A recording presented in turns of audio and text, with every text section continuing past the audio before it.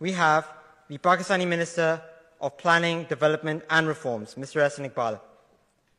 Now, I'm not at all surprised to see Mr. Ahsan Iqbal speaking on that side, attacking liberal democracy.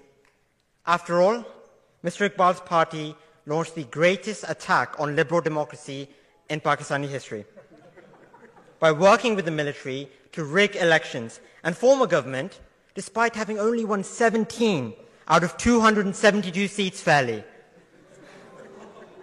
Respect of the people's mandate and rule of law. So let's start with respect to the people's mandate. In February 2024, the military establishment in Pakistan sought to eliminate Imran Khan's party from politics, using lawfare to deprive the party of its election symbol, relied on by voters who cannot read. Despite this, the party was on track to secure a 2/3 majority, according to exit polls, following which blatant poll rigging, as evidenced by images of tampered vote count forms, transformed the incumbent government's 17 seats into 75, allowing them to form a government. The consequence of such sham elections has been a surge in political instability, with the incumbent government being viewed as illegitimate. Now, I suspect the proposition will try to argue that Imran Khan's party epitomizes exactly what is wrong with liberal democracy, that it encourages instability and protest in the global south. But I want you to remember this example, that the root of this instability is not liberal democracy, but it is a concerted effort to impede the mandate of 250 million people by a powerful elite. And Pakistan isn't unique in such an experience.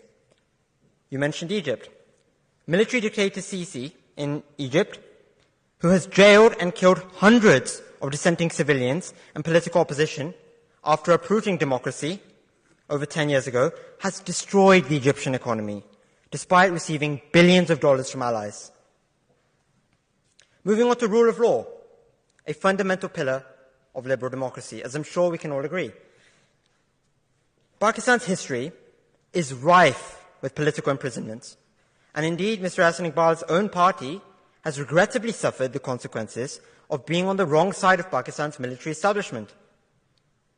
But since his ouster from office in 2022, Imran Khan has faced over 200 frivolous cases, ranging from terrorism, murder, and the legitimacy of his own marriage. Over the last year, both the United Nations and Amnesty International have called for Imran Khan's release, citing the sham cases leveled against him, the complete absence of due process with the lack of a fair trial, and inhumane prison conditions. Given this, I hope that Mr. Iqbal's government will give due respect to democratic values and release Imran Khan from illegal incarceration.